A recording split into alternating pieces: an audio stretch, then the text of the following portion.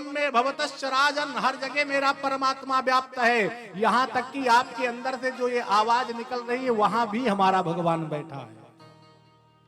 तब तो प्रहलाद जी को पकड़ करके ये अपने राज्य में ले गया। एक खंभा था जलता हुआ, उस खंभे को दिखाता है कि क्या तेरा भगवान, प्रहलाद बता तेरा भगवान इस जलते खंभे में है? प्रहलाद जी ने कहा हाँ पिताजी, मेरा भगवान इस जलते खंभे में भी बैठे हैं। और जैसे इतना नाम लिया महाराज, वैसे हिरण्यकश्यप ने अपने तलवार को निकाला और निकाल करके कहा कि अब मैं इस खंभे पर प्रहार करने चल रहा हूं। अगर तेरा भगवान इस जलते खंभे में होगा तो वो निकलेगा और वो आज ही मृत्यु को प्राप्त हो जाएगा। अब भगवान ने सोचा कि प्रहलाद की भक्ति की पराकाष्ठा है, अब मुझे चलना चाहिए। सो भगवान उस खंभे में आए और जैसे हिरण्यकश्यप तलवार निकाल करके खंभे पर प्रहार किया, वैसे खंभा फट गया और भगवान प्रकट हो गए। बोल नरसिंह भगवान की गगड़ गड़गड़ानो खंभ छातो चर चरानो, निकसो नर नाहर को रूप अति भयानक है। गगड़ गड़गड़ावे दसन जीभल पुल पावे, चितवत सरोज मानो अंग जात खानो है। वो महाराज दिव्य भगवान का स्वरूप भगवान प्रत्यक्ष प्रकट भये और भगवान के स्वरूप को देख करके हिरण्यकश्यप भी कुछ क्षण के लिए भयभीत भयाक्रांत हो गया और भगवान उसके ऊपर आक्रमण करते हैं। हिरण्यकश्यप का और भगवान का बड़ा भयंकर युद्ध चलता है। जैसे शाम का समय हो रहा था, देवता सब गगन मंडल में खड़े हैं। देवताओं ने इशारा किया प्रभु जल्दी करिए, क्योंकि निशाचरों की माया जो माया शक्ति होती है रात्रि में ज्यादा प्रबल होती है, इसलिए जल्दी उद्धार करिए, छुटकारा पाइए। भगवान ने कहा चिंता मत करो। और वैसे महाराज क्योंकि भगवान तो ब्रह्मा जी के वरदानों की प्रतीक्षा कर रहे थे, क्योंकि सत्यम विधातुम निज भृत्य भासितम व्याप्तिम च भूतेषु खिलेषु स्वात्मनः। भगवान श्री ब्रह्मा जी के वचनों की प्रतीक्षा, क्योंकि ब्रह्मा जी ने वरदान दिया था कि ना मैं दिन में मरूं ना रात में मरूं, जो वरदान मांगा तो ब्रह्मा जी ने तथास्तु कहा था। सो जैसे ब्रह्मा जी का वर पूर्ण हुआ, गोधूलि का समय आया, वैसे भगवान ने इसे उठाया और उठा करके देहली पे ले जा करके भगवान बैठे। और अब भगवान इसको अपने गोदी में लिटाने के बाद भगवान कहते हैं भैया हिरण्यकश्यप अब मैं तुझे मारूंगा। इसने कहा महाराज आप मुझे नहीं मार सकते। हंसने लगा, कहा क्यों नहीं मार सकता? कहा ब्रह्मा बाबा के द्वारा वरदान मुझे प्रदान है। कहा क्या प्रदान किए हैं ब्रह्मा बाबा? कहा ब्रह्मा जी ने वरदान दिया है महाराज, पहला वरदान न रजनी न दिवाकरा, न मैं दिन में मरूं न रात्रि में मरूं। भगवान ने कहा देख भैया ये दिन है कि रात्रि? इसने कहा महाराज न दिन दिखाई पड़ रहा है न रात्रि, ये तो मध्यकाल, ये तो गोधूलि काल की बेला दिखाई पड़ रही है, संध्या काल की बेला।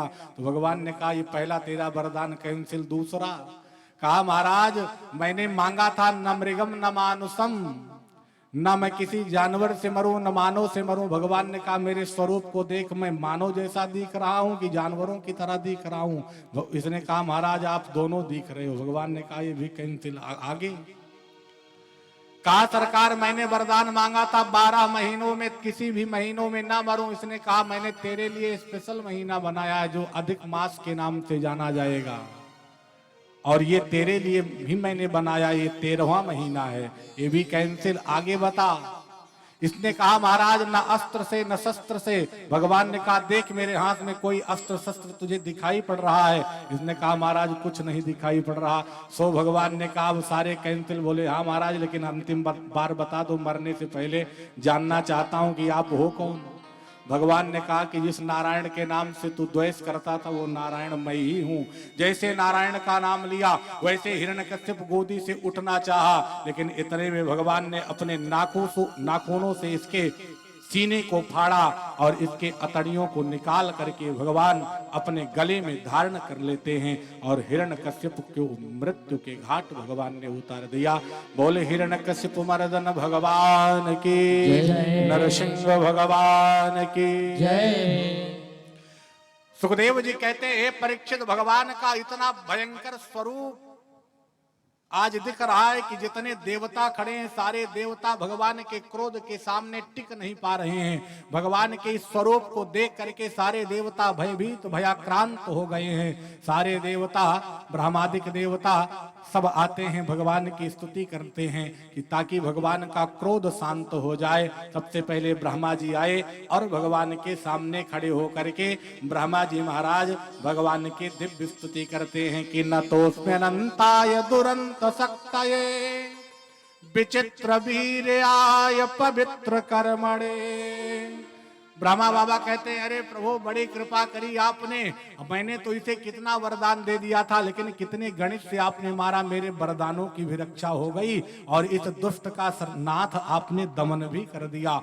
जैसे ब्रह्मा जी ने इतनी स्तुति करी सो भगवान तेजी से क्रोध में आए और भगवान ने कहा चले जाओ यहाँ से, पहले सर्पों को विष पिलाते हो, पहले वरदान देते हो और वरदान देने के बाद आकर के स्तुति करते हो कि आपने इनका उद्धार कर दिया।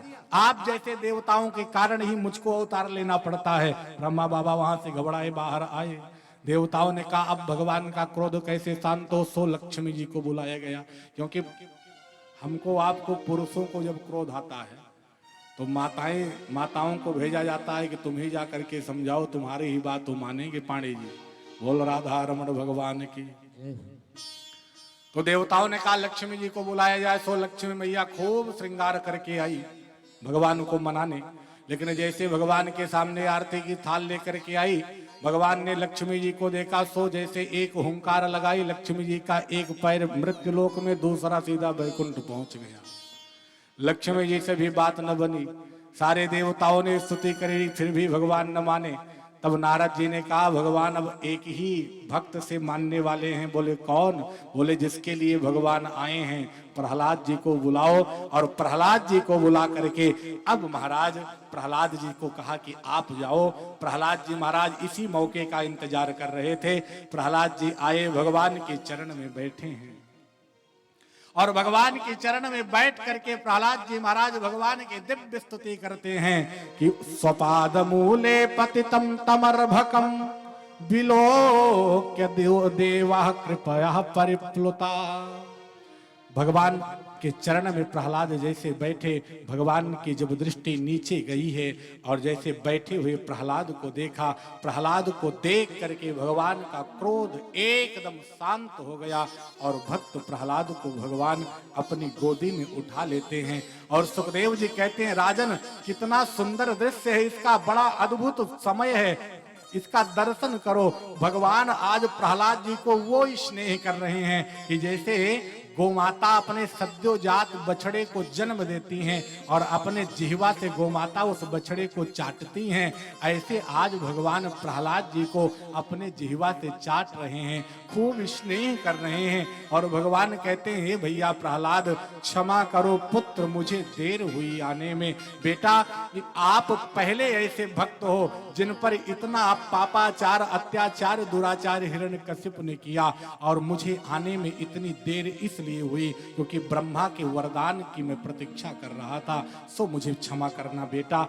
पहली बार ऐसा हुआ जब भगवान भक्त से क्षमा मांग रहे हैं और सारे देवता एकदम आश्चर्यचकित भये कि आज भगवान की लीला देखो।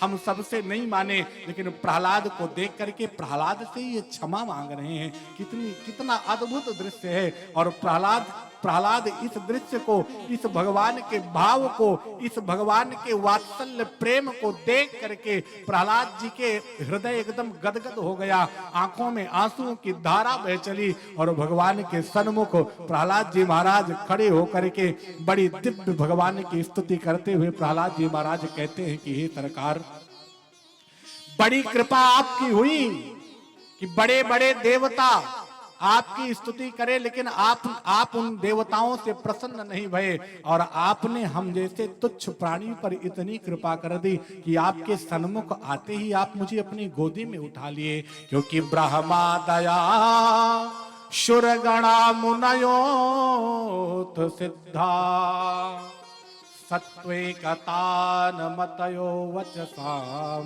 प्रवाहि नाराधितुं पुरुगणैरधुना पिप्रुः किम तोष्टुमर्हति समय हरि रुग्र जाते।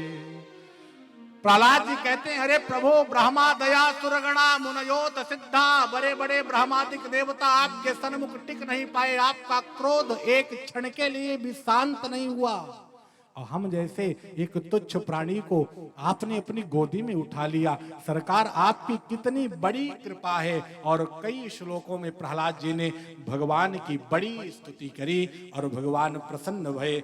अब भगवान प्रहलाद जी से कहते हैं, बेटा प्रहलाद अब मांगो तुम्हें क्या चाहिए, जो तुम्हें चाहिए आज मैं वर देने के लिए तैयार हूं। प्रहलाद जी ने कहा, सरकार आपका दरस करने के बाद अब शेष मन में कोई आकांक्षा नहीं है, अब तो एक आकांक्षा है कि मैं आपके साथ चला चलूं। भगवान कहते हैं, भैया वो भी समय आएगा, लेकिन अभी जा, तू एक मनवंतर तक तू राज्य कर, अपने पिता के सिंहासन को संभाल, और आने वाले समय में तू मेरा नित्य पार्षद आकर के वैकुंठ धाम में बन जाना। इतना बड़ा भगवान ने प्रहलाद को पद प्रदान किया है। जैसे इतना बड़ा पद प्रदान किया, प्रहलाद जी पुनः हाथ जोड़ते हैं और हाथ जोड़ करके कहते हैं कि सरकार इतना बड़ा पद दे रहे हो तो अंतिम इच्छा आपसे और है। भगवान ने कहा, क्या?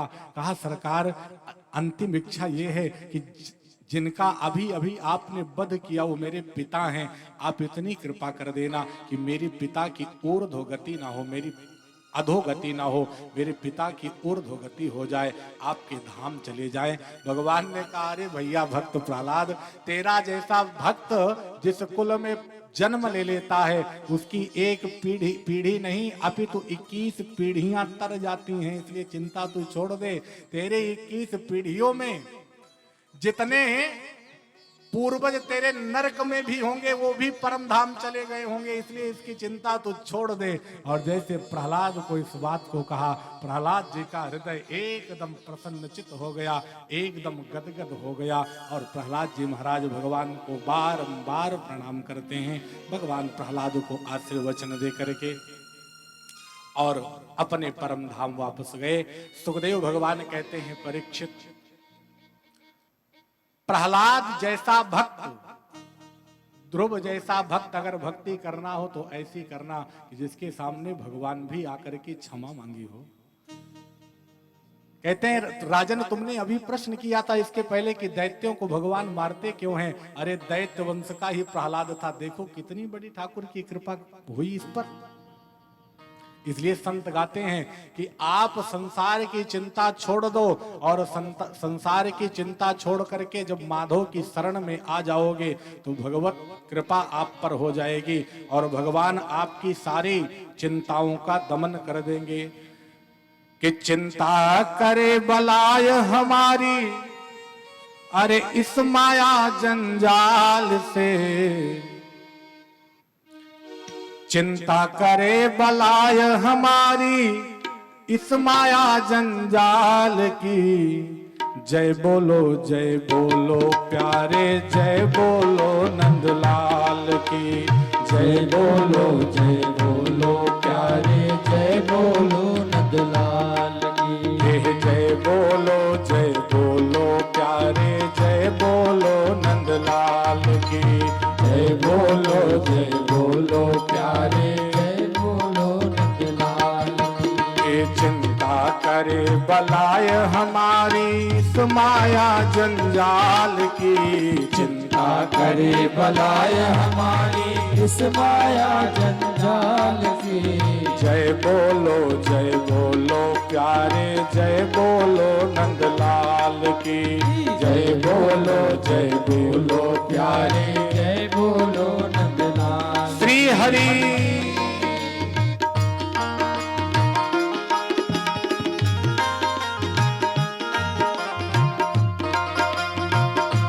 सभी लोग बड़ी मस्ती में।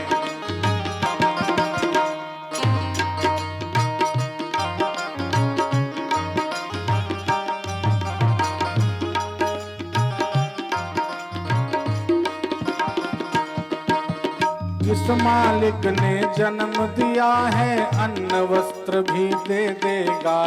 जिस मालिक ने जन्म दिया है अन्न वस्त्र भी दे देगा। जिस मालिक ने जन्म दिया है अन्न वस्त्र भी दे देगा। जिस मालिक ने जन्म दिया है अन्न वस्त्र भी दे देगा। सर ढकने को छत भी देगा, खबर हमारी भी लेगा। सर ढकने को छत भी देगा, खबर हमारी भी लेगा। भजन करो निर्भय हो, भजन करो निर्भय हो के छोड़ो चिंता रोटी दाल की। जय बोलो प्यारे, जय बोलो नंदलाल की। जय बोलो प्यारे, जय बोलो नंदलाल की। जय बोलो प्यारे, जय बोलो घनश्याम की। जय बोलो प्यारे, जय बोलो घनश्याम की। चिंता करे बलाय हमारी इस माया जंजाल की। चिंता करे बलाय हमारी इस माया जंजाल की। जय बोलो प्यारे, जय बोलो नंदलाल की। जय बोलो प्यारे, जय बोलो नंदलाल की। जय बोलो प्यारे, जय बोलो नंदलाल की। जय बोलो प्यारे, जय बोलो नंदलाल की। जय बोलो प्यारे, जय बोलो घनश्याम की। जय बोलो प्यारे, जय बोलो घनश्याम की। बोलो भक्तवत्सल भगवान की जय हो। राधा रमण सरकार की जय हो।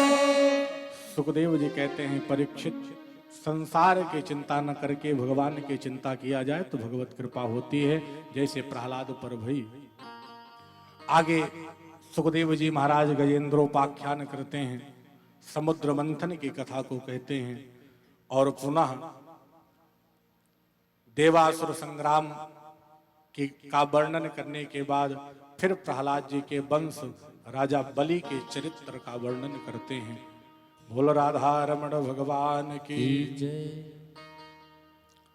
सुखदेव जी कहते हैं कि हे राजन, तुमने दैत्यों को मारने की बात कही थी। इसी दैत्य वंश में प्रहलाद जी के पुत्र हुए, प्रहलाद जी के ही वंशज हुए महाराज विरोचन, और विरोचन के पुत्र हुए महाराज बलि।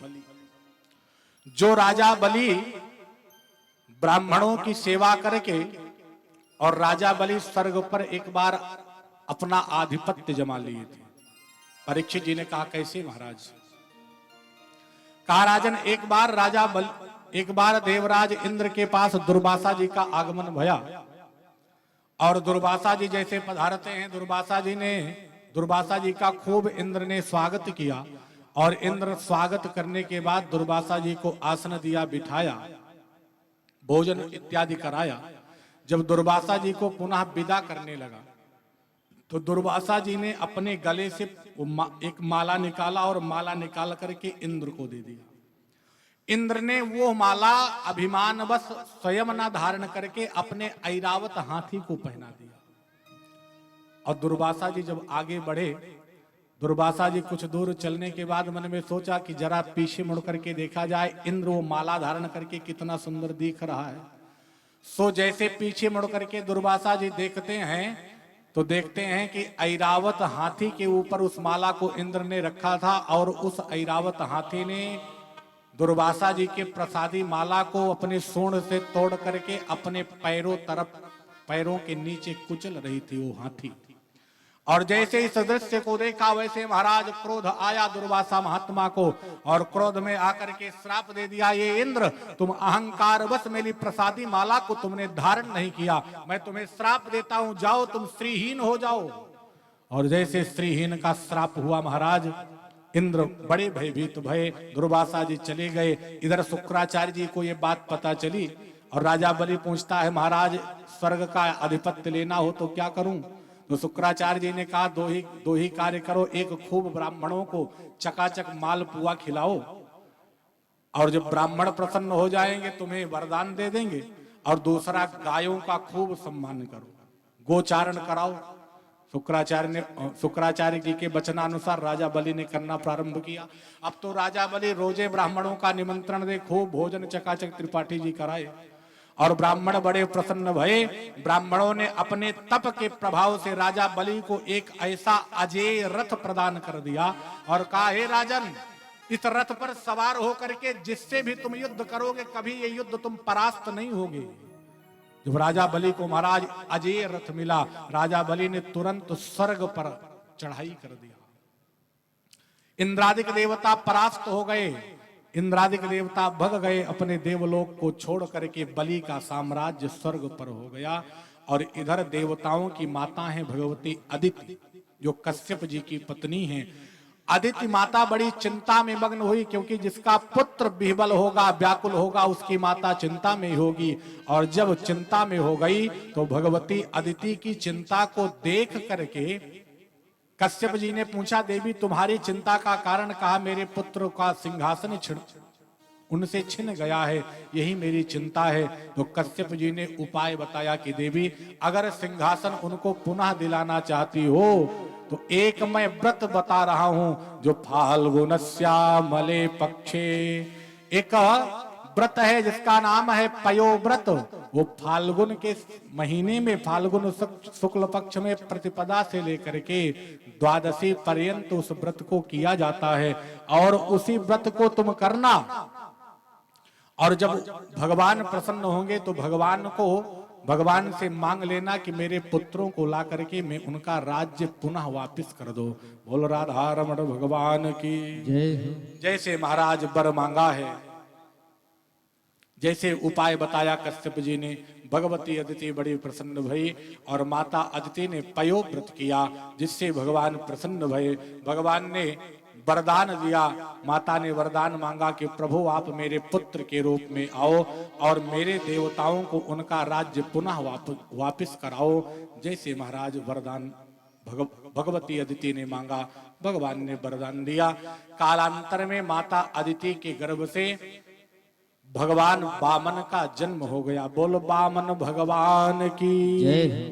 भाद्रपद के महीने में भगवान वामन का जन्म हुआ है। भगवान वामन 52 अंगुल के हैं। और जब बालक का जन्म होता है तो उनका संस्कार होता है। बृहस्पति जी ने सबसे पहले यज्ञोपवीत संस्कार भगवान वामन का किया। माता सरस्वती ने रुद्राक्ष की माला प्रदान किया, आकाश ने छत्र को प्रदान किया, किसी ने पदत्राण खड़ाऊ को प्रदान किया, ब्रह्मा जी ने कमंडल प्रदान किया और कश्यप जी ने मेखला इत्यादि पहनाई। जब भगवान वामन का श्रृंगार हो गया और अब बृहस्पति जी कहते हैं कि हे प्रभु, बालक का यज्ञोपवीत संस्कार करने के बाद गुरु दक्षिणा दी जाती है, सो मुझे दक्षिणा चाहिए। भगवान ने कहा दक्षिणा में क्या चाहिए? कहा दक्षिणा में महाराज यही चाहिए कि मेरे जो देवता हैं उन देवताओं को जो त्रिलोकी उनका स्वर्ग चला गया है राजा बलि के पास में, वो त्रैलोक्य की संपदा बृहस्पति जी कहते हैं मुझे आप ला करके दो, ताकि देवताओं को पुनः उनका स्वर्ग मिल जाए। जैसे भगवान से वरदान मांगा, भगवान ने कहा अवश्यमेव गुरुदेव, आप मेरे गुरुदेव हो और गुरु की इच्छा पूर्ण करना ये शिष्य का कर्तव्य है, मैं पूर्ण करने का प्रयास करूंगा। भगवान सीधे 52 अंगुल के हैं। भगवान बलि नर्मदा जी के तट पर यज्ञ कर रहा था, क्योंकि बलि को पता था कि मैं जब 108 यज्ञ पूर्ण कर लूंगा तो इंद्र का पद मेरे पास सदा के लिए आ जाएगा। सो यज्ञ कर रहा था और उसके यज्ञ में भगवान वामन का पदार्पण हुआ। राजा बलि ने जैसे भगवान को अपने यज्ञशाला में आते हुए देखा, राजा बलि देख करके भगवान के स्वरूप को एकदम मोहित हो गया और राजा बलि कहता है कि ब्रह्मर्षीणाम तपः साक्षान् मन्ये त्वार्य वपुर्धरम। भगवान के स्वरूप को देख करके बलि कहता है जैसे मानो आज तो मेरे इस यज्ञशाले में साक्षात नारायण का आगमन हो गया हो। भगवान अपने मन में सोचते हैं कि मैं वही हूं, लेकिन खुल के नहीं आ सकता। भगवान सामने आए और भगवान का दिव्य स्वागत करता है राजा बलि। और राजा बलि कहता है कि प्रभु आपको क्या चाहिए। भगवान कहते हैं भैया मेरे हृदय में आपसे कुछ मांगने की इच्छा नहीं है। लेकिन राजा बलि कहता है सरकार मेरे यहाँ जो आता है मैं उसे दिए बिना मानता नहीं, इसलिए मांगो क्या चाहिए। आपका विवाह ना हुआ हो तो विवाह करा दूं, क्योंकि देखने में बड़े सुंदर आप दिखाई पड़ रहे हो। शोना हुआ हो तो विवाह करा दूं। गाम कांचनम गुणवत धाम मृष्टम तथा विप्र कन्यात, कोई सोने का नगर चाहिए तो वो दे दूं। विप्र कन्या से किसी आपके ही समान होगी उससे विवाह करा दूं। क्या चाहिए आपको, कैसी संपदा चाहिए। मैं आपको देखने के बाद बड़ा प्रसन्नचित्त हूं, जो मांगो वो मैं देने के लिए तैयार। भगवान ने कहा ओ राजा बलि, तुम्हारे इस दान की वृत्ति को देख करके तो मुझे वो दृश्य याद आ रहा है। अरे तुम्हारे जो बाबा थे, पर बाबा थे महाराज प्रहलाद जी, भगवान के कितने बड़े भक्त थे। और यही नहीं, प्रहलाद जी के वंशज महाराज विरोचन ब्राह्मणों के कितने भक्त थे, कितने बड़े दानी थे। और उन्हीं के मार्ग पे तुम भी चल रहे। वाह, तुम्हें देख करके, तुम्हारे भाव को देख करके आनंद आ गया। अब तो बलि के हृदय में और श्रद्धा भगवान ने जगा दिया। अरे राम राम, ये बालक मेरे 3 पुस्तों की बात को जानता है।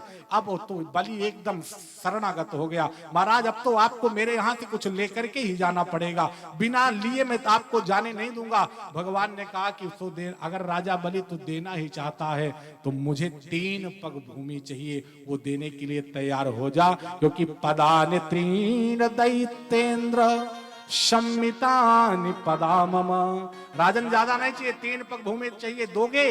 राजा बलि ने कहा ओ महाराज, जितने छोटे आप हो उतनी छोटी आपकी बुद्धि है।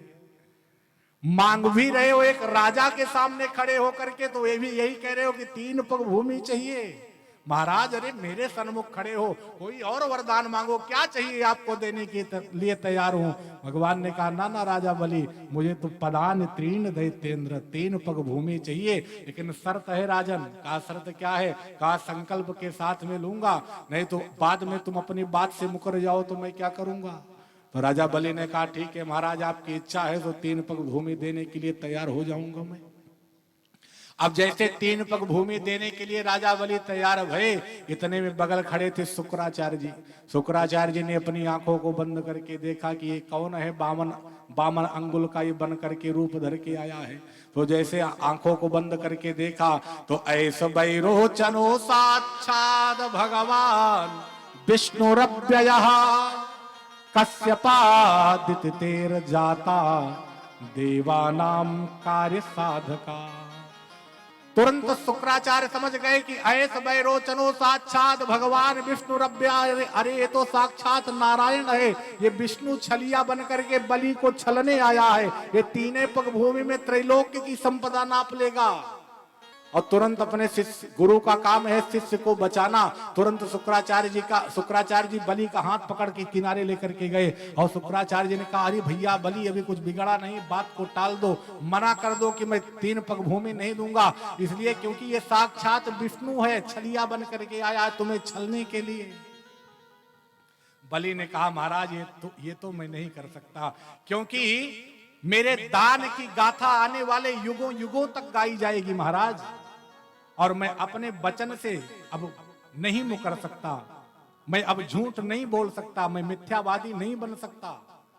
शुक्राचार्य जी ने कहा अरे भैया तेरी बुद्धि छटियाई है, कुछ ऐसी जगह होती हैं जहां झूठ बोलने से पाप नहीं लगता। शुक्राचार्य जी गिनाते हैं कि स्त्री सुनरम विवाहे च वृत्यर्थे प्राण संकटे गो ब्राह्मणार्थे हिंसायाम नानृतम स्याजुगुप्सितम। शुक्राचार्य जी महाराज कहते हैं इतनी जगह झूठ बोलने से पाप नहीं लगता भैया। कहा कौन कौन से स्थान पे। कहा स्त्री से झूठ बोलना चाहिए, अपनी पत्नी ही चाहे क्यों ना हो, क्योंकि इनसे जब ज्यादा बात, अपनी गुप्त बात आप बताओगे तो आप बाद में चौराहे पहुंचोगे, बात इनकी पहले चौराहे पहुंच जाएगी। क्योंकि युधिष्ठिर जी का इनको श्राप है। कल की कथा में निवेदन करूंगा, आज समय कम है, नहीं निवेदन करता। नर्म विवाहे चा, किसी कन्या का विवाह हो रहा हो और उस कन्या के विवाह में आपको झूठ बोलना पड़े कि अरे कन्या तो 4 बजे सुबह उठ जाती है। अब ये भी ना हो कि 9 बजे सो के उठती हो, 6 बजे उठती हो, 4 बजे बोलना पड़े तो बोल दो जिससे विवाह हो जाए। विवाहे चा वृत्यर्थे प्राण संकटे, आपकी वृत्ति कहीं पर फंसी हो और आपको ये लगता हो कि झूठ बोलने से पाप कम हो, झूठ बोलने से मेरी वृत्ति बन जाएगी, बिगड़ेगी नहीं, तो वहां झूठ बोल दो, पाप नहीं लगेगा। आपके प्राण संकट में हो, झूठ बोल दो, पाप नहीं लगेगा। गो ब्राह्मणार्थे हिंसायाम नानृतम सा जुगुप्सितम, गोमाता का कहीं वध हो रहा हो, झूठ बोल दो, पाप नहीं लगेगा। ब्राह्मण की कहीं हत्या हो रही हो, अपमान हो रहा हो, झूठ बोल दो, पाप नहीं लगेगा। कहीं हिंसा हो रही हो, झूठ बोल दो, पाप नहीं लगेगा। और शुक्राचार्य जी कहते हैं, अरे भैया तेरी वृत्ति नहीं बल्कि तेरी संपदा आज जाने वाली है, सारी संपदा ये विष्णु छल करके ले जाएगा 2 ही पग में, इसलिए झूठ बोल दो। बलि ने कहा ना गुरुदेव मैं झूठ नहीं बोल सकता, अगर ये विष्णु ही होंगे तो कम से कम राजा बलि के द्वार पर विष्णु ही याचक की भांति आई, मेरा कितना सौभाग्य है। अब शुक्राचार्य जी थोड़े से नाराज भये, लेकिन बलि भगवान वामन ने कहा राजा बलि ज्यादा देर तक मैं भैया रुकूंगा नहीं, मैं जा रहा हूं। सो बलि दौड़ करके आए, हाथ में जल लिया, अक्षत लिया, पुष्प लिया। भगवान ने संकल्प किया, जैसे 3 पग भूमि का भगवान ने संकल्प कराया। सो भगवान ने कहा भैया 3 पग नापूं? बलि ने कहा हाँ नापिए। अब तो महाराज भगवान का दिव्य विराट स्वरूप बना और एक पग में भगवान ऊपर के लोग और दूसरे पग में भगवान नीचे के लोग, भोर लोग, भुआ लोग, स्वालोक, महालोक, जनालोक, तपालोक, और इधर अतल वितल सुतल तलातल रसातल महातल पाताल इत्यादि लोकों को भगवान नापते हुए सीधे भगवान का चरण सत्य लोक में जा पहुंचा, ब्रह्मलोक में। ब्रह्मा जी ने जैसे भगवान के चरण को देखा, सो श्रम जल बिंदु कमंडल राख्यो, ब्रह्मा जी ने भगवान के चरण को धुला कमंडल में रख लिया, जिससे गंगा मैया की उत्पत्ति हो गई। बोलो भगवती भागीरथी मैया। भगवान ने 2 ही पग में राजन सारी भूमि को नाप लिया, सारे लोकों को नाप लिया। अब भगवान कहते हैं राजा बलि देखते देखते जब विराट स्वरूप को देखा तो भगवान ने कहा भैया राजा बलि 2 पग में सारे त्रिभुवन को मैंने नाप लिया, 14 लोकों को मैंने नाप लिया, अब बताओ तीसरा पग कहां रखूं? बलि थोड़ा सा सकुचाया। तब तो भगवान ने कहा बलि को बंधन में बांधो। दूतों को आदेश दिया, बलि को बंधन में बांधा गया। बलि से पुनः भगवान पूछते हैं बताओ क्या करूं, कहां रखूं तीसरा चरण? तो बलि कहता है महाराज एक प्रश्न है आपसे। भगवान ने कहा पूछो। कहा महाराज धन बड़ा होता है कि धन का मालिक? भगवान ने कहा नहीं, धन का मालिक। तो बलि ने कहा कि सरकार अभी तक तो आपने केवल धन को नापा है, धन का मालिक तो आपके सन्मुख खड़ा है, सो मुझे भी आप नाप लीजिए, तीसरा पग भी आपका पूर्ण हो जाए। बोलो भक्तवत्सल भगवान की जय।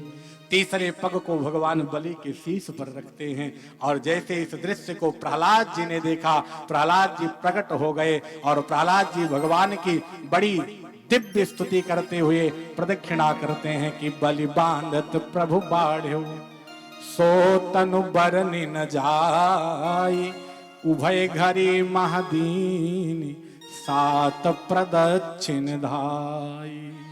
बलि के इस दृश्य को देख करके प्रहलाद जी महाराज कहते हैं महाराज ये मेरा वंशज है, इसके अपराध को आप क्षमा करो, अब इस पर कृपा करो। और जैसे प्रहलाद को देखा भगवान अपने पुनः सूक्ष्म स्वरूप में आए। भगवान ने कहा राजा बलि अब तो मैं तुम्हें बंधन में बांध दिया हूं, बताओ तुम्हारे साथ में क्या करूं? बलि ने कहा सरकार जो आपकी इच्छा हो, बन तो गया हूं, तीसरे पग में मुझे आपने नापा है, जो चाहो सो मुझे दंड दे दो। और इतना जैसे कहा भगवान प्रसन्न भये। भगवान ने कहा राजा बलि तेरी भक्ति से प्रसन्न हुआ, जा आज के बाद मैं तुझे सुतल लोक का राजा बनाता हूं, वहां भी स्वर्ग के जैसी ही संपदा और सुख होगा, वहां जा तू राजा बन और मैं तेरा द्वारपाल बन करके वहां तुझे मिलूंगा। सुतल लोक का राजा भगवान ने बलि को बनाया है। प्रहलाद जी भी महाराज भगवान के परम धाम गए और यहाँ स्वयं भगवान सुतल लोक का चौकीदार बन गए। इधर नारद जी के द्वारा लक्ष्मी जी को बात पता चली कि मेरे पति इस समय चौकीदारी कर रहे हैं। सो लक्ष्मी जी महाराज बलि की बहन के वेश में आई और राजा बलि से कहती हैं लक्ष्मी जी कि मैं आपके मामा के लड़की हूँ, रिश्ते में आपकी मैं बहन लगती हूँ। बलि ने सोचा जितने मामा आज तक मुझे याद है एक भी लड़की कहीं उत्पन्न ही नहीं हुई, कहां से आप आ गई भाई। लक्ष्मी जी ने कहा आपको याद नहीं है, बहुत पहले का हमारा आपका रिश्ता चला आ रहा है, सो मैं आपको भाई मानती हूँ, इसलिए राखी बांधने चली आई। बलि समझ गया कि लक्ष्मी जी हैं, लेकिन कोई बात नहीं, लोग लक्ष्मी के दरवाजे जाते हैं याचना करने, लक्ष्मी मेरे द्वार आई हैं, इससे बड़ा और क्या होगा। लक्ष्मी जी के सामने स्वयं बलि ने हाथ को फैलाया, लक्ष्मी जी ने रक्षा बांधा। एन बद्धो बलि राजा दानवेंद्रो महाबला तेन त्वा प्रदधुना में रक्षे माचल माचल। जैसे आचार्यगण ये मंत्र पढ़ करके आज भी रक्षा सूत्र बांधते हैं कि जिस रक्षा सूत्र में राजा बलि भी बंधा था। और अब भगवती लक्ष्मी कहती हैं कि भैया जब रक्षा बांधती है बहन तो उसे कुछ वर दिया जाता है, उसे कुछ सामग्री प्रदान की जाती है, कुछ आभूषण प्रदान किया जाता है। बलि ने कहा बताओ क्या चाहिए। भगवती लक्ष्मी ने कहा मुझे सोना चांदी नहीं चाहिए। बोले फिर क्या चाहिए। बोले आपका चौकीदार भैया मुझे पसंद आया है, सो इसी को दे दो। बलि ने कहा अरे राम राम, तुम बलि की बहन हो करके चौकीदार तुम्हें पसंद आया, अरे तुम्हारा विवाह होगा अच्छे खानदान में कराऊंगा। ना ना महाराज मुझे तो चौकीदार पसंद है। सो बलि समझ गए और भगवान नारायण को प्रदान कर दिया। भगवती लक्ष्मी नारायण को लेकर के वैकुंठ पधारी हैं। बोल लक्ष्मी नारायण भगवान की जय। सुखदेव जी महाराज कहते हैं कि राजन इस प्रकार से बलि पर भगवान ने बड़ी कृपा करी है। और सुखदेव जी ने कहा भैया तुमने कहा दैत्यों को भगवान मारते हैं, देखो दैत्य कुल के प्रहलाद जी भी थे और दैत्य कुल के राजा बलि भी थे, दोनों पर भगवान ने कृपा करी। अष्टम स्कंद विश्राम। अब नवम स्कंद में श्री शुकाचार्य परीक्षित जी से राम जी के वंश का वर्णन करते हैं। बोलो राधा रमण भगवान की जय हो। सुखदेव जी कहते हैं कि हे परीक्षित अब तुम्हें मैं इक्ष्वाकु वंश का वर्णन सुनाने चल रहा हूं, ध्यान देकर के सुनो। इक्ष्वाकु के बाद फिर चंद्र वंश का वर्णन जिसमें भगवान का जन्म। कुछ क्षण में भगवान के जन्म की तरफ चलूंगा, समय मुझे याद है, लेकिन जन्म और विवाह में थोड़ा बहुत विलंब हो जाता है, इसलिए ज्यादा समय नहीं लूंगा। कुछ ही क्षणों में विवाह की तरफ, जन्म की तरफ। आइए 2 बार भगवान के नाम का संकीर्तन, तत्पश्चात आगे की कथा। श्री राधे गोविंदा मन भजले हरि का प्यारा नाम है। श्री राधे गोविंदा मन भजले हरि का प्यारा नाम है। श्री राधे गोविंदा मन भजले हरि का प्यारा नाम है। श्री राधे गोविंदा मन भजले हरि का प्यारा नाम है। गोपाला हरि का प्यारा नाम है। गोपाला हरि का प्यारा नाम है। हरि नंद लाला हरि का प्यारा नाम है। नंद लाला हरि का प्यारा नाम है। श्री राधे गोविंदा मन भजले हरि का प्यारा नाम है। श्री राधे गोविंदा मन भजले हरि का प्यारा नाम है। मोर मुकुट सिर गलवन माला केसर तिलक लगाए। हो केसर तिलक लगाए। मोर मुकुट सिर गलवन माला केसर तिलक लगाए। हाँ केसर तिलक लगाए।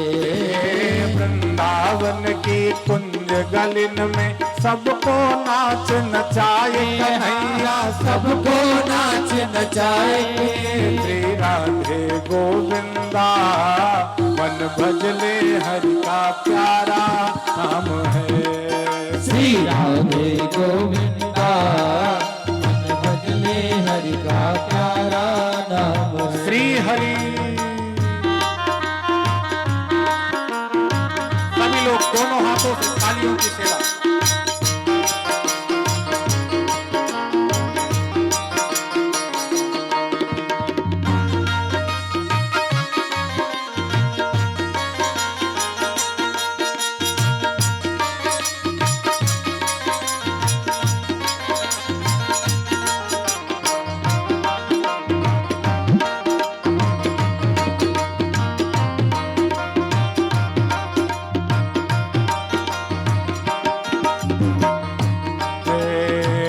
गिरधर नागर कहते मीरा सूर को श्यामल भाए, हाँ सूर को श्यामल भाए। गिरधर नागर कहते मीरा सूर को श्यामल भाए, हाँ सूर को श्यामल भाए। पुकारा मोर नाम देव जी विठ्ठल विठ्ठल गाए, कन्हैया विठ्ठल विठ्ठल गाए।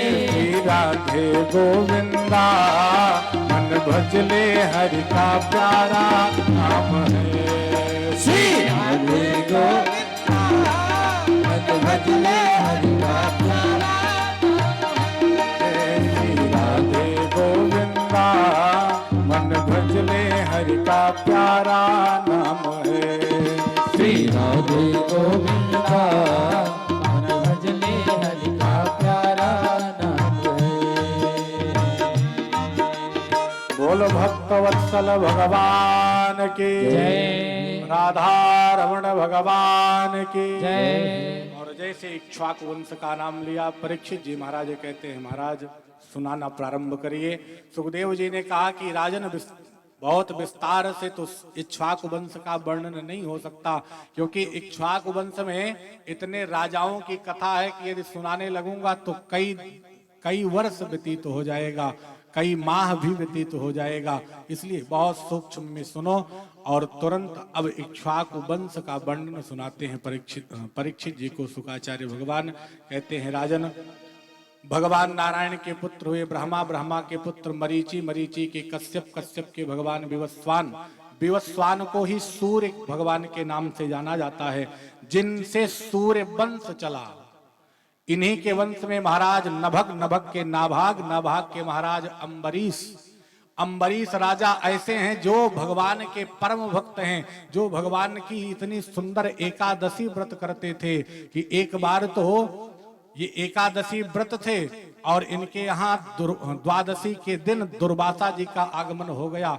दुर्वासा जी ने कहा कि आज के दिन मैं आपके यहाँ ही भोजन करूंगा, और जैसे कहा कि आपके यहाँ मैं भोजन करूंगा, अम्बरीश महात्मा बड़े प्रसन्न भये और दुर्वासा जी चले गए स्नान करने के लिए नदी में। अम्बरीश जी की राजन एक और आदत थी, जबकि इनके पास में सारी संपत्ति विद्यमान है, फिर भी ये भगवान की सेवा कैसे करते थे जानते हो? कहा महाराज कैसे? बोले सवै मना कृष्ण पदारविंदयोर वचांसि वैकुंठ गुणानुवर्णने करौ हरेर मंदिर मार्जिनादिषु श्रुतिम चकाराच्युत सतकथोदय। महाराज अम्बरीश अपने हाथों से भगवान के लिए भोजन बनाते थे, भगवान की थाली, भगवान की कटोरी, भगवान का चम्मच अपने हाथों से साफ करते थे। ये ऐसे भक्त थे अम्बरीश जी। और जैसे दुर्वासा जी ने निमंत्रण लिया, इधर अम्बरीश महाराज ने, प्रातः काल का समय था और दुर्वासा जी को आने में विलंब हुआ, द्वादशी बीतने वाली थी, त्रयोदशी तिथि लगने वाली थी। अम्बरीश जी ने सोचा कि द्वादशी तिथि में यदि मैं पारण नहीं कर लूंगा तो व्रत मेरा भंग हो जाएगा, और हाथ में जल लेकर के भगवान का चरणोदक लेकर के जैसे पानी ही कर रहे थे कि इतने में सामने से दुर्वासा जी का आगमन हो गया। दुर्वासा ने कहा, अरे अम्बरीश तू कैसा राजा है, तूने एक संत को निमंत्रण दे करके बिना निमंत्रण किए ही, बिना निमंत्रण खिलाए ही तूने पारण कर लिया, और ये बड़ा अनर्थ वाला तूने कार्य किया है। दुर्वासा जी को क्रोध आया, अपनी जटा से एक बाल को उखाड़ के फेंका, कृत्या नामक दैत्या उत्पन्न भई। वो कृत्या दुर्वासा जी को मारने, वो कृत्या अम्बरीश महाराज को मारने के लिए उद्यत होती है। जैसे अम्बरीश को मारने चलती है, वैसे भगवान का सुदर्शन चक्र आता है, कृत्या को भस्मीभूत करता है, मृत्यु दंड देता है और दुर्वासा के पीछे लग जाता है। दुर्वासा जी भागते हैं, पूरे त्रैलोक्य में शिव जी के पास में जाते हैं, प्रभु इस सुदर्शन से मेरी रक्षा करो। शिव जी ने मना कर दिया, भगवान नारायण का अस्त्र है, कुछ नहीं कर सकता।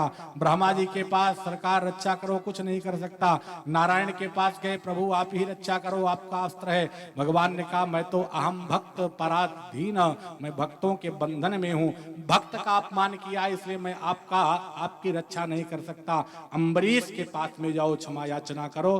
दुर्वासा आए, अम्बरीश जी के चरण को पकड़ा। अम्बरीश जी बहुत प्रसन्न भये और अम्बरीश जी ने मन से निवेदन किया कि हे ठाकुर जी, हे सुदर्शन, अगर जीवन में मैंने तन मन धन से भगवान नारायण की सेवा की हो, एकादशी का व्रत रहा हो, तो आप का तेज शांत हो जाए और आप वापस हो जाओ। सुदर्शन का तेज शांत हो गया, सुदर्शन जी वापस हो गए। ये राजन ऐसे महाराज अम्बरीश थे जिन्होंने एकादशी का व्रत इतने सुंदर ढंग से रहते थे कि उनकी रक्षा के लिए सुदर्शन को भी आना पड़ा। बोल राधा रमण भगवान की। इसी वंश में राजन महाराज हरिश्चंद्र रोहित इत्यादि का जन्म हुआ, सगर का जन्म हुआ, जिनके 60,000 पुत्र जो कपिल महात्मा का अपमान करते हैं और वो कपिल महात्मा के तेज से भस्मीभूत होते हैं। उन पुत्रों का तरण तारण करने के लिए इनके वंश में महाराज दिलीप इत्यादि का जन्म हुआ। सो गंगा जी के लिए प्रार्थना करते, नहीं आती हैं, भागीरथ जी तपस्या करते हैं गंगा जी को ला करके, और आज भी गंगा जी प्रवाहित तो होती हैं। इन्हीं के वंश में आगे चल करके खटवांगा दीर्घ बाहुष्य रघुस्तस्मात् पृथुस्रवा, महाराज खटवांग भय, खटवांग के महाराज रघु भय, और रघु के महाराज अज भय, अज के महाराज दशरथ का जन्म हुआ। और दशरथ जी के द्वारा 4 पुत्रों का जन्म हुआ, राम लक्ष्मण भरत शत्रुघ्न। कौशल्या जी के यहाँ राम जी का जन्म हुआ, 4 पुत्र दशरथ जी के द्वारा भये। खूब अयोध्या में बधाई चल रही है। आइए एक लाइन में बधाई का आनंद, तत्पश्चात कृष्ण जन्म की तरफ।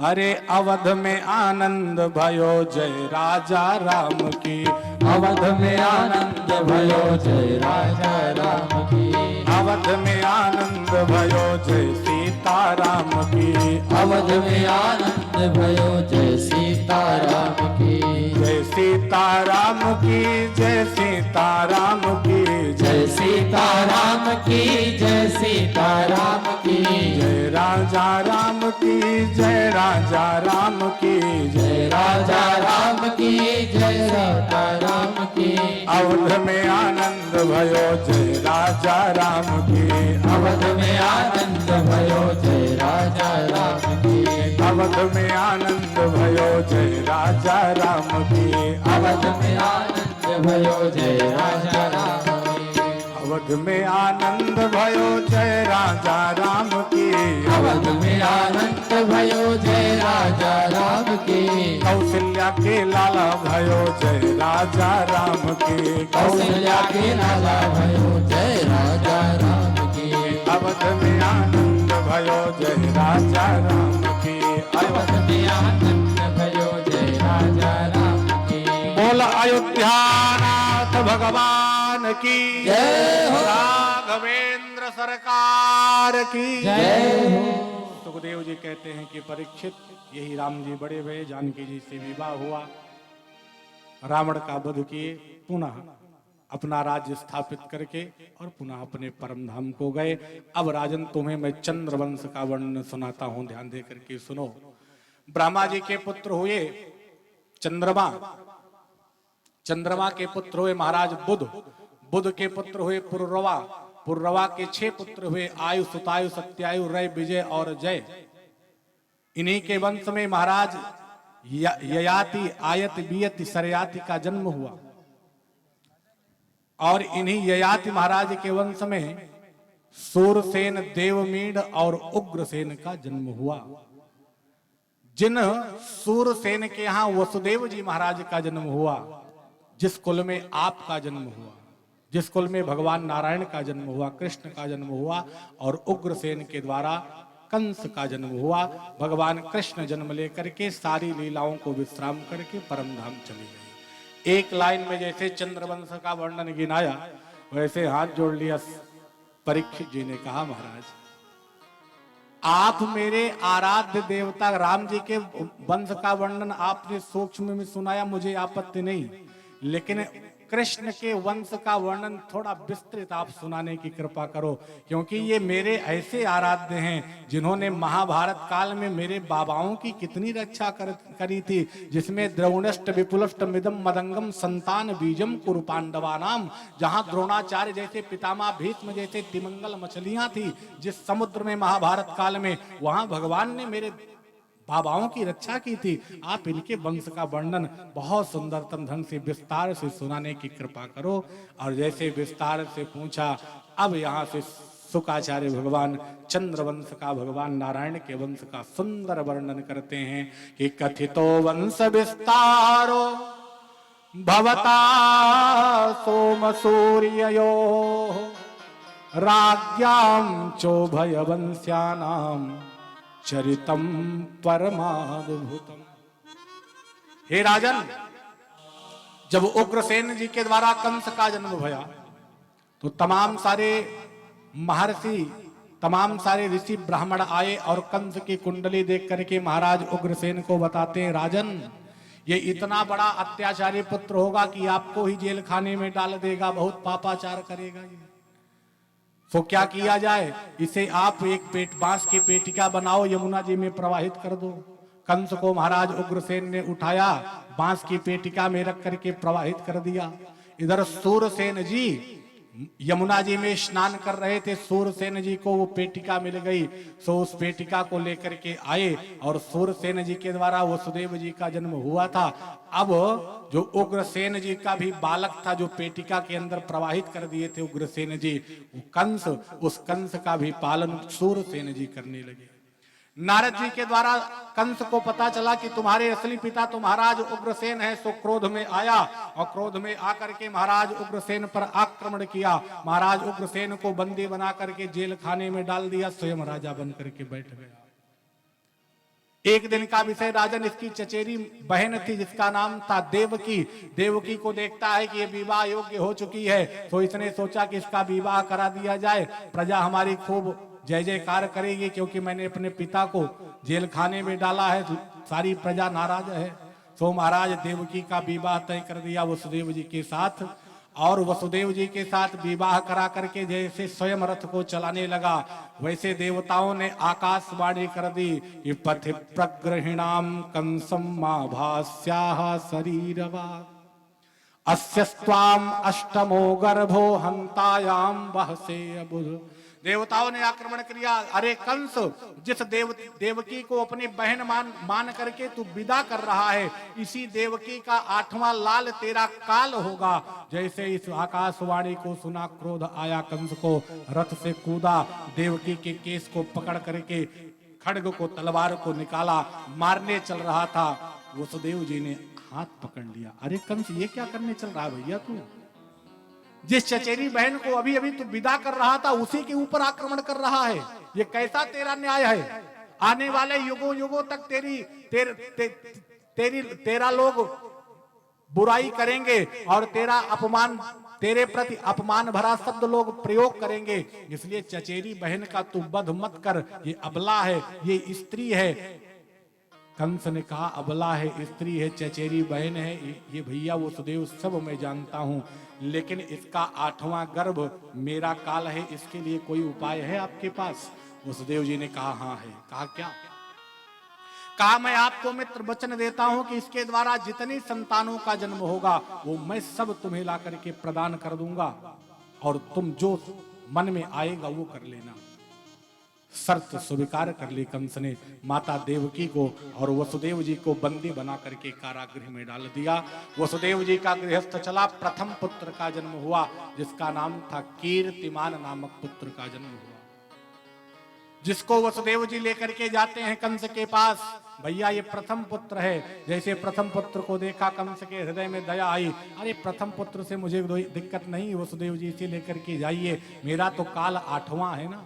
देवताओं ने देखा इसके हृदय में दया आ रही है, इसका मतलब भगवान को आने में विलंब होगा, सो नारद जी को भेज दिया।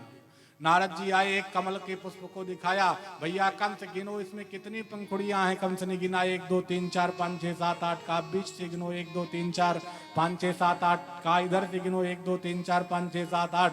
कंस की खोपड़ी चकराई, अरे राम राम, इसका मतलब कोई भी 8वां हो सकता है। समझ गया महाराज, सो दौड़ करके गया, पुत्र को छीना और पुत्र को उठा करके दीवार पर पटका, सो पुत्र का गोविंदाय नमो नमः। कंस के द्वारा जब पापाचार बढ़ा, सारे देवता वृंद भगवान की शरण में गए, भगवती पृथ्वी भी भगवान की शरण में गई।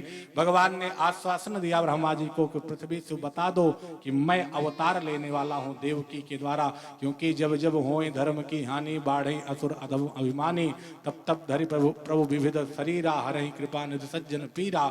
और भगवान ने आश्वासन दिया। इधर पूरे देवता वापस आए और 7वें गर्भ के रूप में भगवान संकर्षण माता देवकी की उदरस्थ भये। भगवान ने योग माया को आदेश दिया कि हे योग माया, इस तेज को, माता के 7वें तेज को ले जाकर के गोकुल में रोहिणी जी के उदरस्थ कर दो और तुम स्वयं नंदालय में जन्म लेना, मैं आ रही हूं। योग माया ने कहा बदले में महाराज मुझे मिलेगा क्या? भगवान ने कहा बदले में यही मिलेगा कि आने वाले युग में, कलयुग में सबसे ज्यादा तुम्हारी पूजा होगी। सो दुर्गा जी की पूजा सबसे ज्यादा हो रही है। बोल राधा रमण भगवान की। 7वें रूप में संकर्षण भगवान माँ देवकी के उदरस्थ भये। योग माया ने अपनी योग माया से उस उदरस्थ बालक को ले जाकर के मां रोहिणी के गर्भस्थ कर दिया। स्वयं नंद भवन में जन्म लेती हैं और कंस को पता चला कि माता देवकी का 7वां गर्भपात भया है और सो महाराज संतुष्ट भया। अब 8वें का नंबर था और 8वें रूप में स्वयं भगवान का तेज आकर के समाहित भया। सारे देवताओं को जब पता चला, वो सारे देवता भगवान की यहाँ गर्भ स्तुति करने के लिए आते हैं। सारे देवता भगवान की स्तुति करते हैं कि सब देव चले, महादेव चले, लय लय फुलवन के हार हो, आओ श्यामा नागरिया। सब देव चले, महादेव चले, लय लय फुलवन के हार हो, आओ श्यामा नागरिया। सब देव चले, महादेव चले, लय लय फूलन को हार हो। सब देव चले, महादेव चले, लय लय फुलवन के हार हो, आओ श्यामा नागरिया। सब देव चले, महादेव चले, लय लय फुलवन के हार हो, आओ श्यामा नागरिया। शिव शंकर ने आगे बढ़कर अपना डमरू बजाया। शिव शंकर ने आगे बढ़कर अपना डमरू बजाया। गंधर्वों ने ताल मिलाकर प्रभु की स्तुति गाया। गंधर्वों ने ताल मिलाकर प्रभु की स्तुति गाया। सब हरस रहे, मेघ बरस रहे, सब हरस रहे, मेघ बरस रहे, अमृत की सरस फुहार हो, आओ श्यामा नागरिया। सब देव चले, महादेव चले, लेके पुष्पों का हार हो, आओ श्यामा नागरिया, आओ श्यामा नागरिया। सत्यव्रतम सत्य परम त्रिसत्यम, सत्यस्य योनिं निहितं च सत्ये, सत्यस्य सत्यमृत सत्यनेत्रं, सत्यात्मकं त्वां शरणं प्रपन्ना। सब देव चले, महादेव चले, लय लय पुष्पवन के हार हो, आओ श्यामा नागरिया। सब देव चले, महादेव चले, लय लय फुलवन के हार हो, आओ श्यामा नागरिया, आओ श्यामा नागरिया, आओ श्यामा नागरिया। बोल भक्तवत्सल भगवान की जय हो। सारे देवताओं ने बड़ी प्रसन्नता पूर्वक भगवान की दिव्य गर्भस्तुति की है। सत्य व्रतम सत्य परंत सत्यम सत्यस्य योनिम निहितम च सत्य। यहाँ पर कई बार भगवान का नाम लेकर के सत्य सत्य की वंदना करते हैं। ये परमात्मा जो त्रिकाल बाधित सत्य हैं, आप अवतार लेने वाले हो, आपकी सदा जय हो। और इस प्रकार से बड़ी दिव्य गर्भ स्तुति गाई देवताओं ने। सुखदेव जी कहते हैं कि हे राजन, जब देवता चले गए, सुंदर समय आया, भादों का महीना, कृष्ण पक्ष अष्टमी तिथि, बुधवार का दिन, और आज के ही दिन रात्रि के ठीक 12 बजे रोहिणी नक्षत्र में भगवान आनंद कंद सरकार का जन्म हो गया। बोलो भक्तवत्सल भगवान की जय। जैसे भगवान का जन्म भया, सुखदेव जी कहते हैं कि तमद्भुतम बालकमंबुजे क्षणम चतुर्भुजम शंख गदायुधायुधम श्रीवत्सलक्ष्मं गलशोभिकौस्तुभं पीतांबरम सांद्रपयोदसौभगम। वसुदेव जी इत्यादि दिव्य भगवान का दर्शन करते हैं, जिनके गले में कौस्तुभ मणि का हार है, सुंदर कुंडल भगवान धारण किए हैं, शंख चक्र गदा को धारण किए हैं। ऐसे दिव्य दर्शन को जब वसुदेव जी ने किया, एकदम हृदय गदगद हो गया। भगवान ने कहा, मैं आपका 8वां पुत्र हूं, अब मैं छोटा होने चल रहा हूं। हे पिताजी, मुझे ले जाकर के गोकुल में नंद भवन में छोड़ देना, वहां एक कन्या का जन्म हुआ होगा, उसे लेकर के आप आना। वसुदेव जी महाराज के सामने भगवान छोटे भये। कंस के यहाँ के सारे पहरेदार सो गए, हाथ की हथकड़ियां, पांव की बेड़ियां खुल गई। वसुदेव जी महाराज ने भगवान को एक पात्र में उठाया और शीश पर लेकर के भगवान को वसुदेव जी महाराज चल रहे हैं कि सर पे उठाए हे वसुदेव, कन्हैया जी को लेके चले। सर पे उठाए वसुदेव, कन्हैया को सर पे उठाए वसुदेव, कन्हैया जी को लेके चले।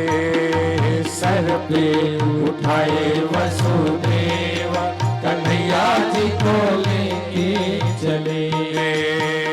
लेके चले, हाँ हाँ लेके चले, लेके चले, हाँ हाँ लेके चले, लेके चले, हाँ हाँ लेके चले, लेके चले, हाँ लेके चले।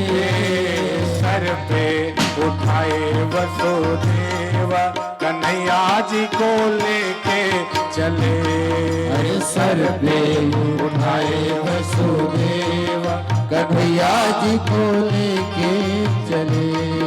कन्हैया जी को लेके चले, नंद लाला जी को लेके चले। बोलो भक्तवत्सल भगवान की जय हो। वसुदेव जी महाराज भगवान को लेकर के चलते हैं। यहाँ भी आप झांकी का दर्शन कर रहे हैं। यमुना जी के जल के भीतर जैसे वसुदेव जी ने प्रवेश किया, वैसे यमुना जी मैया उफान मारने लगी, क्योंकि माँ ने सोचा कि आने वाले समय में मेरे पति बनने वाले हैं, सो मैं इनका चरण स्पर्श कर लूं। भगवान ने चरण को नीचे झुकाया, माँ ने भगवान का चरण स्पर्श किया, वसुदेव जी को रास्ता दिया। वसुदेव जी महाराज नंदालय पहुंचे, माया को उठाया नंद भवन से और भगवान को वहां छोड़ दिया। और स्वयं वसुदेव जी जब कंस के कारागृह में आए, हाथ की हथकड़ियां, पांव की बेड़ियां स्वयं लग गई, पहरेदार जग गए। माया ने रोना प्रारंभ किया। कंस को पता चला, कंस दौड़ करके आया। जैसे कन्या को मारने चला, वैसे कन्या गगनगामिनी हो गई। और कन्या ने कहा, दुष्ट कंस, तेरा काल गोकुल में जन्म ले चुका है। और माँ विंध्यवासिनी के रूप में वो कन्या जाकर के विंध्य पर्वत पर विद्यमान भई। बोल विंध्याचल भवानी की जय हो। और इधर नंद भवन में महाराज प्रातः काल भया है। नंद बाबा के 2 बहनें हैं, नंदा और सुनंदा। दोनों बहनों को पता चला कि मैया यशोदा के बगल किसी लाला का जन्म हुआ है। सो नंदा और यशोदा, सुनंदा मैया देखती हैं कि मैया यशोदा के बगल में कोई पुत्र का जन्म भया। सारे ब्रज में दुहाई लगाई कि नंद बाबा के द्वार बालक का जन्म हुआ है। सो सारे ब्रजवासी दिव्य श्रृंगार करके बधाई देने के लिए नंद भवन में आते हैं। और यहाँ भी त्रिपाठी परिवार में भी भगवान की दिव्य आप सब झांकी का दर्शन कर रहे हैं। भगवान की झांकी आ रही है, दिव्य बधाई का हम आप सब आनंद लेंगे बड़ी मस्ती के साथ में। अरे नंद घर आनंद भयो जय कन्हैया लाल की, नंद घर आनंद भयो जय कन्हैया लाल की, नंद घर आनंद भयो जय कन्हैया लाल की, नंद घर आनंद भयो जय कन्हैया लाल की, जय कन्हैया लाल की जय हो गोपाल की, जय कन्हैया लाल की जय हो गोपाल की, जय कन्हैया लाल की जय हो नंदलाल की, जय कन्हैया लाल की जय हो गोपाल की, नंद घर आनंद भयो जय कन्हैया जय हो नंद घर आनंद भयो जय कन्हैया लाल की, नंद घर आनंद भयो जय कन्हैया लाल की, नंद घर आनंद भयो जय कन्हैया लाल की, जय कन्हैया लाल की जय हो गोपाल की, जय कन्हैया लाल की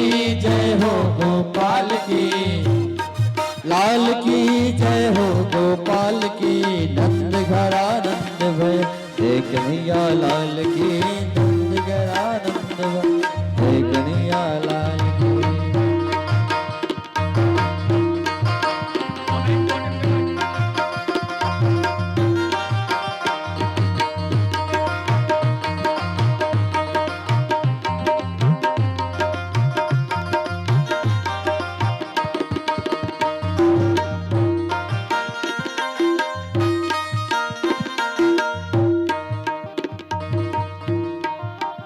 दिनों और दिनों पाल की, हाथी दिनों घोड़ा दिनों और दिनों पाल की, हाथी दिनों घोड़ा दिनों और दिनों पाल की, हाथी दिनों घोड़ा दिनों और दिनों पाल की, नंद घर आनंद भयो जय कन्हैया लाल की, नंद घर आनंद भयो जय कन्हैया लाल की, नंद घर आनंद भयो जय कन्हैया लाल की, नंद घर आनंद भयो जय कन्हैया लाल की, बोल नंद के लाला की जय हो यशोदा के लाला की जय हो।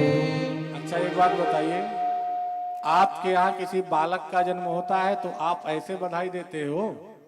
इसे लग रहा है कि आप कई दिन से भूखे प्यासे बैठे हैं, आवाज ही नहीं निकल रही। भगवान का जन्म हुआ है यार, इसलिए बड़ी मस्ती में आप जयकारा लगाओ। बोल नंद के लाला की जय हो, यशोदा के लाला की जय हो। अब सभी लोग बड़ी मस्ती में हमारे साथ बधाई का आनंद झूमते हुए नाचते गाते हुए लेंगे और भगवान का दिव्य दर्शन करेंगे, बधाई न्यौछावर करेंगे। सभी लोग दिव्य आनंद लें। समस्त भक्त आवेंगे, भगवान जी को बधाई देंगे, व्यास जी को बधाई देंगे, आकर के दर्शन लाभ प्राप्त करें। सभी भक्त भजनों का आनंद लीजिए। अरे नंद जी के अंगना में बज रही आज बधाई, अरे बज रही आज बधाई लोगों, बज रही आज बधाई हो लोगों, बज रही आज बधाई। अरे नंद जी के अंगना में बज रही आज बधाई, नंद जी के अंगना में बज रही आज बधाई, नंद जी के अंगना में बज रही आज बधाई। जय हो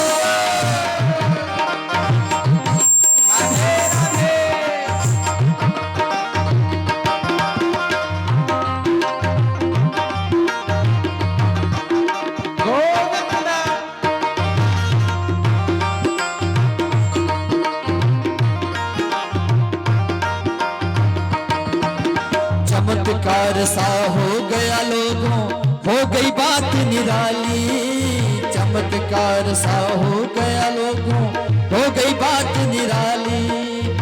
रात रात में नंद बाबा की, रात रात में नंद बाबा की नंद जी के अंगना में बज रही आज बधाई, नंद जी के अंगना में बज रही आज बधाई, नंद जी के अंगना में बज रही आज बधाई। जय हो नंद के लाला की जय हो।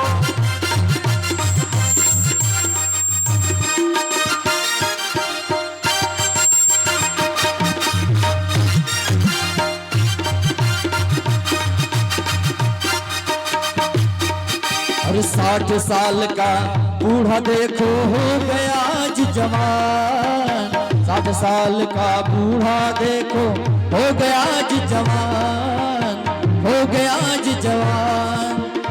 नाचे कूदे धूम मचावे, नाचे कूदे, नाचे कूदे धूम मचावे, बोले बोले बोले मीठी बानी, नंद जी के अंगना में बज रही आज बधाई, नंद जी के अंगना में बज रही आज बधाई, नंद जी के अंगना में बज रही आज बधाई, बज रही आज बधाई लोगों, बज रही आज बधाई, बज रही आज बधाई लोगों, बज रही आज बधाई, नंद जी के अंगना में बज रही आज बधाई, नंद जी के अंगना में बज रही आज बधाई, नंद जी के अंगना में बज रही आज बधाई, नंद जी के अंगना में बज रही आज बधाई।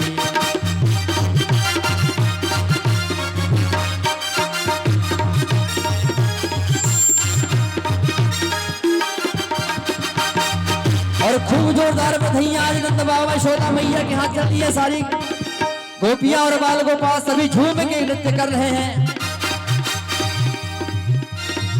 कि ब्रज में, कि ब्रज में, कि ब्रज में है रही जय जयकार, नंद घर लाला आयो है।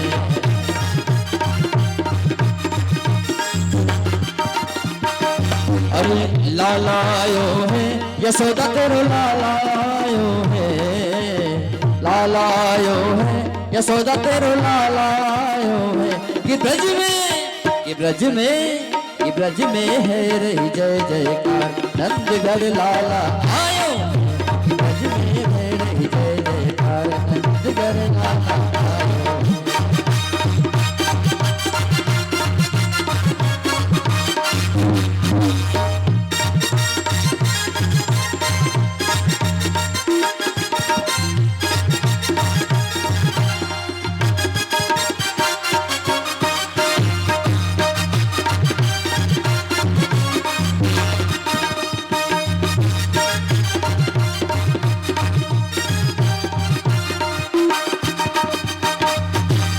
ग्वाल बाल सब हिली मिली गावे, ग्वाल बाल सब हिली मिली गावे, ग्वाल बाल सब, ग्वाल बाल सब हिली मिली गावे, जूथ के जूथ नंद घर आवे, ब्रह्मानंद समान आज सुख सबने पायो है, ब्रह्मानंद समान आज सुख सबने पायो है। कि ब्रज में, कि ब्रज में, कि ब्रज में है रही जय जयकार, नंद घर लाला आयो है। कि ब्रज में है रही जय जयकार, नंद घर लाला आयो है।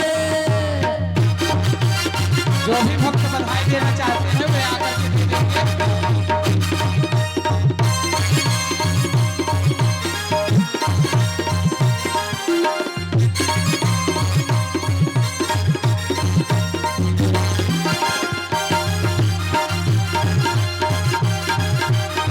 और सभी लोग यथास्थान बैठ जाइए।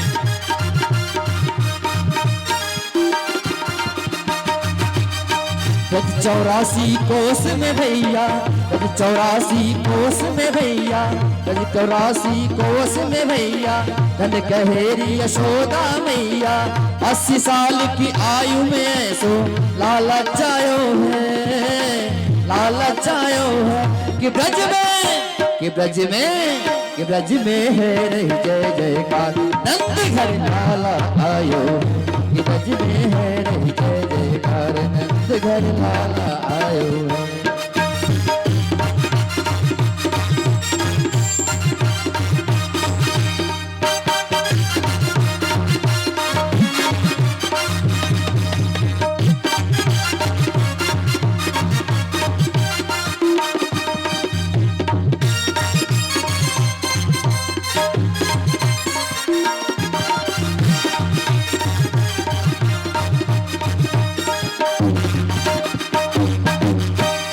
ब्रह्म शिव सनकादि आए, सिद्ध मुनि सब देव सिधाए। ब्रह्म शिव सनकादि भी आए, सिद्ध मुनि सब देव सिधाए। धर ग्वालन को रूप सबई मिली, धर ग्वालन को रूप सबई मिली। मंगल गायो है कि ब्रज में, कि ब्रज में, कि ब्रज में है रहित जयकार। नंद घर लाला आयो है, कि ब्रज में है रहित जयकार। नंद घर लाला आयो, ओ लाला आयो है, यशोदा मैया लाला आयो है। लाला आयो है, यशोदा तेरो लाला आयो है, कि ब्रज में है रहित जयकार। नंद घर लाला आयो, ब्रज में है रहित जयकार। नंद घर लाला आयो है, ब्रज में है रहित जयकार। बधाई हो। अरे नंद के आनंद भयो, जय यशोदा लाल की। नंद के आनंद भयो, जय यशोदा लाल की। नंद घर आनंद भयो, जय यशोदा लाल की। नंद घर आनंद भयो, यशोदा लाल की। अरे हाथी दीने घोड़ा दीने और दीने पालकी। हाथी दीने घोड़ा दीने और दीने पालकी। हाथी दीने घोड़ा दीने और दीने पालकी।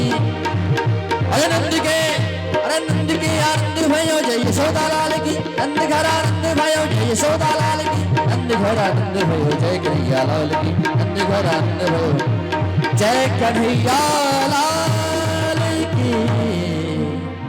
और देखिए आज सबरी गोपियां यशोदा मैया के यहाँ आकर के सुंदर बधाई गीत गाती हैं। मैया यशोदा नंद बाबा आज खूब सारी बधाइयां लुटा रहे हैं। और निवेदन करूंगा परिवार में, तिवारी परिवार में जितने भी सदस्य हैं, चलिए आरती के बाद ही होगा।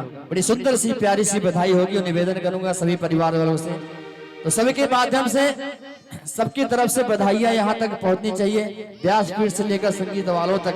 तो निवेदन करूंगा कि ये बड़ा शुभ दिन है, ऐसा मौका जीवन में मिले या न मिले तो सबके हाथों से कुछ न कुछ बधाइयां हम तक पहुंचे। तो निवेदन करूंगा आरती के बाद बड़ी प्यारी सी बधाई होगी वो। सभी भक्त यथास्थान खड़े हो जाएंगे, आरती करेंगे। पश्चात कुछ स्वागत कांक्षी अतिथिगण पधारे हुए हैं, उनका स्वागत होगा। ओर से बहुत बहुत आशीर्वाद, बहुत बहुत धन्यवाद। आरती के पश्चात हरि ओम इदग्गु हवे प्रजननम में अस्तु दशवीरग्गु सर्वगणग्गु सुस्तये आत्मसनि प्रजा सनि पशु सनि लोक शन्य भय शनि अग्निः प्रजां बहुलां मे करोत्पन्नं पयोरेतो समाशुधत्ता। आरती बाल कृष्ण की जय, अपनो जन्म सफल कर लीजय। आरती बाल कृष्ण अपनो जन्म सफल कर लीजय।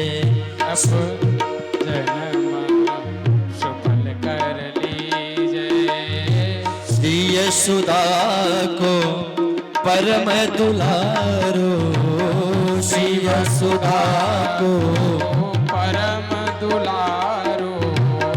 बाबा के अखियन को तारो, बाबा की अखियन को तारो।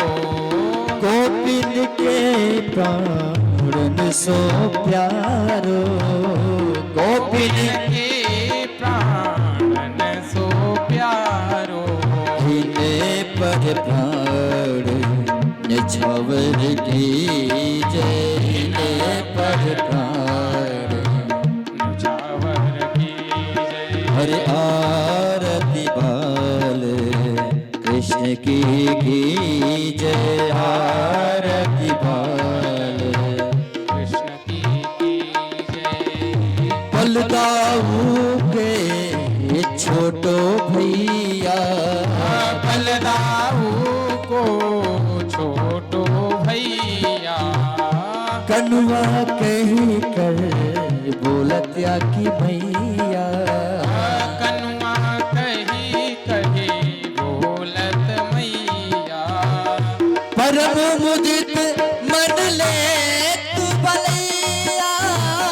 परम मुदित मन ले तब लैया परम मुदित मान लेत भलैया परम मुदित मन ले तब लैया ये छवि नैनन में भर लीजे ये छवि नैनन में भर लीजे आरती बाल कृष्ण की कीजे आरती बाल कृष्ण की कीजे तो तेरी बोलनी मधुर सुहाए ये तो तरी बोले मधुर सुहाए सखन संग खेलत सुख पाए ये सखन संग खेलत सुख पाए तो तेरी बोलनी मधुर सुहावे सखन संग खेलत सुख पावे तो तेरी बोलनी मधुर सुहावे सखन संग खेलत सुख पावे सोई सुकृति जो इनको ध्यावे सोई सुकृति जो इनको ध्यावे अब इनको अपनो कर लीजे अब इनको अपनो कर लीजे आरती बाल कृष्ण की कीजे आरती बाल कृष्ण की जय अपनो जन्म सफल कर लीजे अपनो जन्म सफल कर लीजे श्री राधा बल कुंवर कन्हैया श्री राधा बर कुंवर कन्हैया श्री राधा बल कुंवर कन्हैया श्री राधा बर कुंवर कन्हैया ब्रज जन को नवनीत चुरैया ब्रज जन को नव नीत चुरैया देखत ही मन लेत भलैया देखत ही मन ले तब लैया अपनो सर्वस इनको दीजे अपनो सर्वस इनको दीजे आरती बाल कृष्ण की कीजे आरती बाल कृष्ण की कीजे अपनो जन्म सफल कर लीजे आरती बाल कृष्ण की जय कर्पूर गौरम करुणावतारम संसार सारम सदा वसंतम हृदयारविन्दे भव भवानी सहितं नमामि त्वमेव माता च पिता त्वमेव त्वमेव बन्धु च सखा त्वमेव त्वमेव विद्या द्रविणं त्वमेव त्वमेव सर्वं देवदेव त्वमेव सर्वं मम देवदेव त्वमेव सर्वं देवदेव अरे आरती बाल कृष्ण की जय अपनो जन्म सफल अरे अपनो जन्म सफल कर ली बोल भागवत भगवान की जय हो बाल कृष्ण भगवान की स्वामी सुखदेव महाराज की बांके बिहारी लाल की जय। व्यास जी भगवान की जय हो। पूज्य सदगुरुदेव भगवान की जगन्नाथ महाप्रभु की सुभद्रा भगवती की जय हो। बलभद्र महाप्रभु की जय हो। चंद्रमौलीश्वर भगवान की जय हो। रमापति रामचंद्र की जय हो। वृंदावन कृष्ण चंद्र की जय हो। अयोध्या राम लला की जय हो। पवन सुत हनुमान की बोलो भाई सब संतन की धर्म की जय हो अधर्म का प्राणियों में सद्भाव हो विश्व का कल्याण हो ओम नमः पार्वती पते हर हर महादेव सभी भक्त यथास्थान बैठ जाएंगे। आरती प्रसाद लेकर